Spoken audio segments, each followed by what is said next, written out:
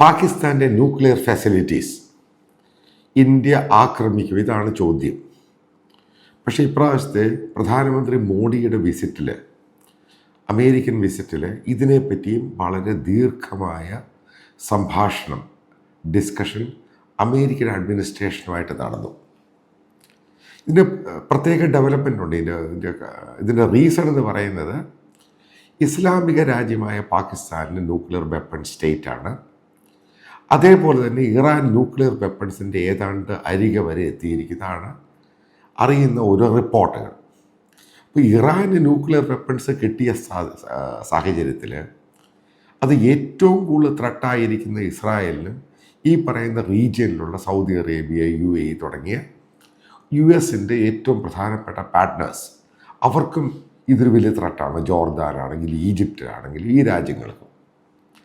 ഈ ഒരു സാഹചര്യത്തിലാണ് പാകിസ്ഥാൻ ന്യൂക്ലിയർ വെപ്പൺസ്, ഏകദേശം 160 പരം ന്യൂക്ലിയർ വെപ്പൺസ് വാർഹെഡ് പാകിസ്ഥാൻ്റെ കൈവശമുണ്ടെന്നാണ് അമേരിക്കൻ ഇൻസ്പെക്ടേഴ്സ് അത് മോണിറ്റർ ചെയ്തപ്പോൾ മനസ്സിലായി. കാരണം പാകിസ്ഥാൻ അവരെ സമ്മതിച്ചു സിവിലിയൻസ് താമസിക്കുന്ന ഭാഗത്തുള്ള ന്യൂക്ലിയർ ഫെസിലിറ്റീസിൽ പാകിസ്ഥാൻ അലോ ചെയ്യണം ഇൻസ്പെക്ടേഴ്സ് വന്ന് പരിശോധിക്കാൻ.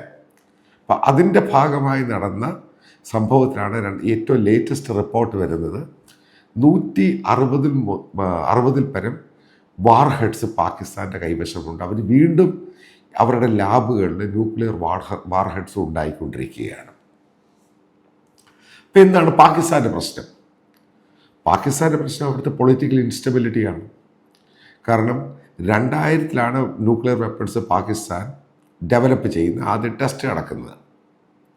അതിനുശേഷം നിങ്ങൾ മനസ്സിലാക്കേണ്ടത് 3 പ്രാവശ്യം പാകിസ്ഥാനിലെ താലിബാൻ, അതായത് ഭീകരന്മാരും ISIS ഗ്രൂപ്പുകളും ഇതേ ന്യൂക്ലിയർ വെപ്പൺസ് തട്ടിയെടുക്കുവാൻ വേണ്ടി അവിടെ ശ്രമം നടന്നു. 3 പ്രാവശ്യത്തോളം പാകിസ്ഥാൻ തന്നെ സമ്മതിച്ചു അവരുടെ ന്യൂക്ലിയർ ഫെസിലിറ്റിക്കകത്ത് ഈ ഭീകരന്മാർ കടന്ന് ആക്രമണം നടത്തി ഇത് എടുത്തുകൊണ്ട് പോകാൻ.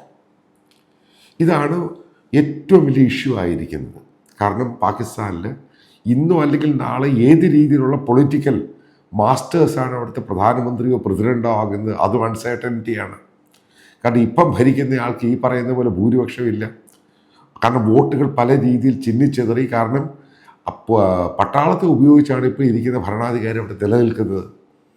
അതിനേക്കാൾ ഉപരി പല പ്രവിശ്യകളിലും, പല പാകിസ്ഥാൻ്റെ ഈ ന്യൂക്ലിയർ ഫെസിലിറ്റീസ് വന്നിരിക്കുന്ന പല പ്രവിശ്യകളിലും അതിൻ്റെ അധികാരം, അതായത് അത് ഡോമിനേറ്റ് ചെയ്തിരിക്കുന്ന ഈ ടെറർ ഓർഗനൈസേഷനിലാണ്.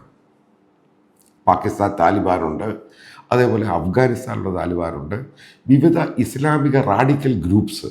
ഇത് പല രീതിയിൽ ഭരണത്തിൽ വരികയാണ് പല ഭാഗത്തും. കാരണം ഇത് വലിയ പൊട്ടൻഷ്യൽ ത്രെട്ടായിട്ടിരിക്കുകയാണ്. അപ്പോൾ ഇതുമായിട്ട് ബന്ധപ്പെട്ട് ട്രംപ് അഡ്മിനിസ്ട്രേഷൻ ആദ്യം അധികാരത്തിൽ വന്ന സമയത്ത് ഇന്ത്യ ഗവൺമെൻറ്റുമായിട്ട് ഡിസ്കഷൻ നടന്നിരുന്നു. അപ്പോൾ ആ സമയത്ത് ഇന്ത്യ ഗവൺമെൻറ് പറഞ്ഞൊരു സംഭവമുണ്ട്. അതായത് മോദി ഗവൺമെൻറ് എങ്ങനെയാണ് ഒരു രാജ്യത്തെ കയറി അതിൻ്റെ ന്യൂക്ലിയർ ഫെസിലിറ്റീസിനെ അറ്റാക്ക് ചെയ്യുമ്പോൾ അവർ തിരിച്ചുപയോഗിക്കാൻ സാധ്യതയില്ലേ? അന്ന് അമേരിക്ക കൊടുത്ത ഉറപ്പെന്ന് പറയുന്നത് ഇന്ത്യക്ക് വേണ്ട എല്ലാ രീതിയിലുള്ള സെക്യൂരിറ്റി മെഷേഴ്സും അമേരിക്ക ചെയ്തു തരാം. പക്ഷേ ഇന്ത്യ ഗവൺമെൻറ് ആ ഡിസ്കഷൻ കാര്യമായിട്ട് മുന്നോട്ട് പോയില്ല. പക്ഷേ ഇപ്പോൾ ട്രംപ് അഡ്മിനിസ്ട്രേഷൻ കയറിയിരിക്കുമ്പോൾ അവർ പറയുന്നൊരു സംഭവമുണ്ട്. ഗവൺമെൻറ് ഓഫ് ഇന്ത്യ അമേരിക്കയുടെ എല്ലാ സെക്യൂരിറ്റി അപ്പാരറ്റസും പിന്തുണ കൊടുക്കും, മറ്റുള്ള നാറ്റോ രാജ്യങ്ങളുടെയും പിന്തുണ കൊടുക്കും, പാകിസ്ഥാൻ്റെ ന്യൂക്ലിയർ വെപ്പൺസ് നശിപ്പിക്കണം. ഇതാണ് അവരുടെ ഡിമാൻഡ്. പാകിസ്ഥാനുമായിട്ട് ഇതുമായിട്ട് ബന്ധപ്പെട്ട അമേരിക്കൻ ഡിപ്ലോമാറ്റ്സ് ഡിസ്കഷൻ നെഗോസിയേഷൻ നടക്കുകയാണ് ഒരു ഭാഗത്ത്. അപ്പം നമ്മളിപ്പോൾ F-35 ഇന്ത്യക്ക് കൊടുക്കുമ്പോൾ അമേരിക്കയുടെ ഒരു ഡിമാൻഡുണ്ട് ഈ സംഭവത്തിൽ. അതായത് ഇൻ കേസ് ഇന്ത്യ പാകിസ്ഥാൻ്റെ ന്യൂക്ലിയർ ഫെസിലിറ്റി ആക്രമിക്കുന്ന സമയത്ത് ഏതെങ്കിലും രീതിയിലുള്ള ചൈനീസ് ത്രട്ട് ഇന്ത്യൻ ടെറിട്ടറിയിൽ ഉണ്ടാകാനുള്ള പോസിബിലിറ്റി ഉണ്ട്. സംഭവം സത്യമാണ്. കാരണം പാകിസ്ഥാൻ ചൈനയുടെ ഏറ്റവും വലിയ അലയൻസ് പാർട്ട്ണറാണ്. രണ്ടുപേരും വെപ്പൺസ് കൈമാറുന്ന അവരുടെ ഏറ്റവും ലേറ്റസ്റ്റ് ജെറ്റ് എയർക്രാഫ്റ്റ് പോലും, അതായത് ഫൈറ്റർ എയർക്രാഫ്റ്റ് പോലും ഡിസൈൻ ചെയ്ത് രണ്ട് രാജ്യങ്ങളും കൂടെ ഒരുമിച്ചാണ്. പാകിസ്ഥാന് വേണ്ടിയുള്ള വെപ്പൺസും ശരിക്കും ഇപ്പോൾ ചൈന കൊടുക്കും. കാരണം അമേരിക്ക വളരെ വർഷങ്ങളായിട്ട് കൊടുക്കുന്നില്ല. അവർ X-16 പോലും റിപ്പയർ ചെയ്യാൻ പോലും അമേരിക്ക വലിയ താല്പര്യം കാണിച്ചില്ല. കാരണം F-16 എന്ന് പറയുന്നത് ന്യൂക്ലിയർ വെപ്പൺസ് ക്യാരി ചെയ്യുന്ന എയർക്രാഫ്റ്റാണ്. ഈ ഒരു സന്ദർഭത്തിലാണ് ട്രംപ് അഡ്മിനിസ്ട്രേഷൻ അവർ വളരെ ശക്തമായിട്ട് രീതിയിൽ ഗവൺമെൻറ് ഓഫ് ഇന്ത്യയുടെ മുകളിൽ പ്രഷറൈസ് ചെയ്യുന്നത് F-16 3ഓളം സ്ക്വാഡ്രൺ ഇന്ത്യയുടെ കയ്യിൽ വന്നാൽ പിന്നെ മറ്റുള്ള ആയുധങ്ങളുടെ പിൻബലവും, അതായത് ആരോ 3 അങ്ങനെ എയർ ഡിഫൻസ് സിസ്റ്റവും മറ്റുള്ള ഡ്രോൺ എല്ലാം വന്നു കഴിഞ്ഞാൽ ഇന്ത്യ എന്ന് പറഞ്ഞ രാജ്യത്തിന് ഏത് രീതിയിലുള്ള ഭീഷണിയും ചൈനയിൽ നിന്നും വരികയാണെങ്കിൽ അതിനെ മറികടക്കാൻ സാധിക്കും. അതായത് ഇന്ത്യ പാകിസ്ഥാനെ അറ്റാക്ക് ചെയ്യുന്ന സമയത്ത് ചൈന ഏതെങ്കിലും രീതിയിൽ ഇന്ത്യയെ ആക്രമിക്കാൻ ശ്രമിക്കുമ്പോൾ ഇന്ത്യക്ക് നല്ലപോലെ റിട്ടാലിയേറ്ററി അറ്റാക്ക് നടത്താൻ സാധിക്കും ഈ പറയുന്ന അമേരിക്കൻ വെപ്പൺസ് വെച്ച്. അപ്പോൾ അതുകൊണ്ട് ഇന്ത്യ അതേപോലെ സജ്ജമാക്കിയിട്ട് ട്രംപ് ഇറങ്ങാൻ പോകും. 4 വർഷം ട്രംപ് ഭരണത്തിലുണ്ട്. ട്രംപ് ഭരണത്തിന് പോകുന്നതിന് മുമ്പ് ഇന്ത്യ ഗവൺമെൻറ്റും അമേരിക്കയുമായിട്ട് മറ്റുള്ള രാജ്യങ്ങളുമായിട്ട് സഹകരിച്ച് പാകിസ്ഥാൻ്റെ ന്യൂക്ലിയർ വെപ്പൺസിൻ്റെ ഫെസിലിറ്റീസ് നശിപ്പിക്കുക. ഇതിൽ പാകിസ്ഥാൻ്റെ ആർമിക്ക് വലിയൊരു ഘടകമുണ്ട്. കാരണം പാകിസ്ഥാനുള്ള ആർമി സീനിയറായിട്ടുള്ളവരെല്ലാം അമേരിക്കൻ കക്ഷികളാണ്. അപ്പോൾ അവരുമായിട്ട് ഇതുമായിട്ട് ബന്ധപ്പെട്ട ഡിസ്കഷൻ കഴിഞ്ഞ 2-3 വർഷം കൊണ്ട് നടക്കുന്നത്. ഇതൊരു സൊല്യൂഷൻ ഉണ്ടായിട്ടില്ല. കാരണം പാകിസ്ഥാൻ ഈ പറയുന്ന അവർ തന്നെ സമ്മതിക്കുന്നുണ്ട്, അവർക്ക് ഈ ന്യൂക്ലിയർ വെപ്പൺസ് എങ്ങനെ കേപ്പബിലിറ്റി, ഈ ബോംബ്സ് എത്രമാത്രം സെക്യൂർ ചെയ്ത് നിർത്താൻ സാധിക്കും. അപ്പം അതിന് അമേരിക്കൻ ഗവൺമെൻറ് പണം കൊടുക്കുന്നുണ്ട് പാകിസ്ഥാന്. കാരണം സുരക്ഷിതമായിട്ട് ഈ ബോംബുകൾ വെക്കണം. ഈ പറയുന്ന ടെററിസ്റ്റുകൾ 3 പ്രാവശ്യമാണ് അറ്റാക്ക് ചെയ്തത്. അവരിത് എടുത്തുകൊണ്ട് പോകാനോ നശിപ്പിക്കാനോ ഇടം വന്നു കഴിഞ്ഞാൽ ആ ഭാഗത്തുള്ള ജനങ്ങളെ ഇത് വല്ലാത്ത രീതിയിലാക്കും. ഇങ്ങനൊരു സീരിയസ് ഡിസ്കഷൻ ഇന്ത്യയും അമേരിക്കയും തമ്മിൽ നടക്കുന്നുണ്ട്.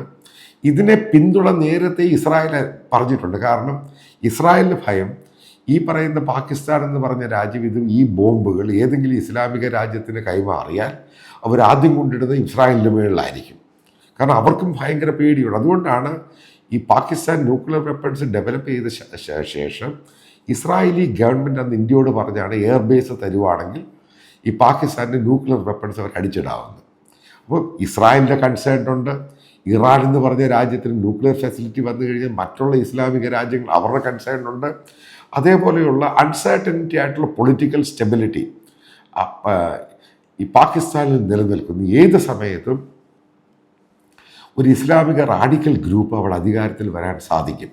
അപ്പം ഇങ്ങനെയുള്ള ഘടകങ്ങളെല്ലാം എടുത്തിട്ട് മുമ്പോട്ട് നോക്കുവാണെങ്കിലാണ് നമുക്കിതിൻ്റെ ക്ലാരിറ്റി കൂടുതലായിട്ട് മനസ്സിലാകുന്നത്. ഈ പാകിസ്ഥാനിലിരിക്കുന്ന ന്യൂക്ലിയർ വെപ്പൺസ് എന്ന് പറയുന്നത് ലോകത്തിന് മുഴുവനും ത്രെട്ടാണ്. കാരണം നിങ്ങൾക്കറിയാവുന്ന സംഭവം AQ ഖാൻ, പാകിസ്ഥാൻ്റെ ന്യൂക്ലിയർ സയൻറ്റിസ്റ്റ് എന്ന് പറയാൻ മരിച്ചുപോയി. ഇറാൻ ഈ പറയുന്ന സാധനങ്ങൾ ഇതിൻ്റെ ടെക്നോളജി സംഭവങ്ങളെല്ലാം കൈമാറിയത് പുള്ളിയായിരുന്നു. അതിൻ്റെ പേരിൽ അമേരിക്കൻ പ്രഷർ കൊണ്ട് ഇയാളെ പാകിസ്ഥാൻ ജയിലിലാണ് താമസിപ്പിച്ചിരുന്നത്. കാരണം അതേപോലെ വളരെയധികം പാകിസ്ഥാനി ന്യൂക്ലിയർ സയൻറ്റിസ്റ്റുകൾ ഇറാനിൽ പോയി താമസിച്ചിട്ടാണ് അവർക്ക് വേണ്ടി ന്യൂക്ലിയർ വെപ്പൺസ് ഡെവലപ്പ് ചെയ്ത് കൊടുത്തത്. ഇതൊക്കെ ഓപ്പൺ സംഭവത്തിലുള്ള കാരണം പല വാർത്താ ഏജൻസികളും ന്യൂസ് മാഗസിൻസൊക്കെ റിപ്പോർട്ട് ചെയ്തിട്ടുണ്ട് ഏതൊക്കെ രീതിയിലാണ് പാകിസ്ഥാൻ ഗവൺമെൻറ് അമേരിക്കയെ പേടിച്ച് സഹായിച്ചില്ല. പക്ഷേ അവിടെയുള്ള ന്യൂക്ലിയർ സയൻറ്റിസ്റ്റുകൾ, കാരണം പാകിസ്ഥാനിൽ പണമൊന്നുമില്ല, ഇറാൻ പണം വാരി എറിഞ്ഞ് ഇവർ പോയി സഹായിച്ചു കൊടുത്തു. അവിടെയുള്ള ന്യൂക്ലിയർ സയൻറ്റിസ്റ്റുകളെ ട്രെയിൻ ചെയ്തു. അതേപോലെ ഡെവലപ്പ് ചെയ്യാൻ ഏറ്റവും കൂടുതൽ ഇറാനെ സഹായിച്ച പാകിസ്ഥാനി ന്യൂക്ലിയർ സയൻറ്റിസ്റ്റുകളാണ്. അപ്പം ഇങ്ങനെയുള്ള സംഭവങ്ങളെല്ലാം മുന്നോട്ട് വരുമ്പോഴാണ് ഈ അമേരിക്കയ്ക്കാണെങ്കിൽ ഇസ്രായേലിനാണെങ്കിലും ഭയം എന്ന് പറയുന്നത്.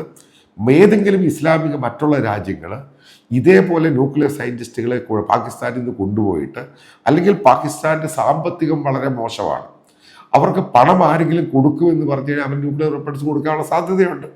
അപ്പം ഈ ത്രട്ടുകളെല്ലാം പൊട്ടൻഷ്യലായിട്ടുള്ള ത്രട്ടുകളെല്ലാം പരിഗണിച്ചിട്ടാണ് അമേരിക്ക ഇന്ത്യയും തമ്മിലൊരു ധാരണയായിരിക്കുന്നത്.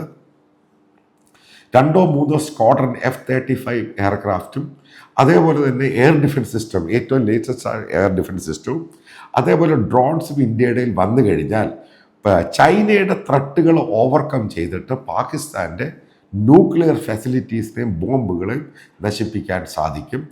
അതോടുകൂടി ഈ ഇസ്ലാമിക രാജ്യങ്ങൾക്ക് ഒരു ബോംബുണ്ട് എന്നുള്ള സംഭവം ഇല്ലാതാകും. അല്ലെങ്കിൽ അത് ലോകത്തിനും മറ്റുള്ള രാജ്യങ്ങൾക്കും എല്ലാം ഒരു പൊട്ടൻഷ്യൽ ത്രെട്ടാണ്. പ്രത്യേകിച്ച് അമേരിക്കയ്ക്ക് വളരെയധികം ത്രെട്ടാണ്. കാരണം ഈ പാകിസ്ഥാൻ എന്ന് പറഞ്ഞ രാജ്യത്തിൻ്റെ പ്രത്യേകത എന്ന് പറയുന്നത് അവർക്കിപ്പം വല്ലാതെ അടിയറവ് പറഞ്ഞിരിക്കുന്ന സമയമാണ്. കാരണം അവിടെ പട്ടിണിയാണ്, പ്രശ്നമാണ്, ക്രൂഡ് ഓയിലില്ല, മറ്റു പലതുമില്ല. കാരണം അവർക്ക് പണമില്ലാത്തതിൻ്റെ പേരിലും അവിടുത്തെ പൊളിറ്റിക്കൽ ഇൻസ്റ്റബിലിറ്റിയുടെയും പേരിൽ അവർ എന്തൊരു സംഭവം ചെയ്യാനും തുനിയാനുള്ള സാധ്യതയുണ്ട്. ഇത് നേരത്തെ റിപ്പോർട്ട് ചെയ്ത CIA, അമേരിക്കൻ ചാര സെക്രട്ടറി ആയിരുന്നു. ഇന്ത്യയുടെ റോയ് ഇത് റിപ്പോർട്ട് ചെയ്തിട്ടുണ്ട്. അതേപോലെ മൊസാദ് ഇത് റിപ്പോർട്ട് ചെയ്തിട്ടുണ്ട് പല ആവർത്തി. ഇത് പല ന്യൂസ് മാഗസിനിലൊക്കെ വന്ന കാര്യമാണ്. അപ്പോൾ ഒരു കാര്യം ഉറപ്പാണ്, ട്രംപ് പോകുന്നതിന് മുമ്പ് ഇന്ത്യ പാകിസ്ഥാനുമായിട്ടൊരു ഒരു അടിയുണ്ടാകാൻ സാധ്യതയുണ്ട്. അതോടുകൂടി മനസ്സിലാക്കേണ്ട 71 വാറിന് ശേഷം പാകിസ്ഥാൻ്റെ ന്യൂക്ലിയർ ഫെസിലിറ്റീസ് തീർക്കുന്നതോടുകൂടി ആ രാജ്യത്തെ പൂർണ്ണമായിട്ടും അണുവായുധ നിരായുധീകരണം അതിൻ്റെ പരിധിയിലോട്ട് കൊണ്ടുവരികയാണ് അമേരിക്കയുടെയും ഇന്ത്യയുടെയും ലക്ഷ്യം.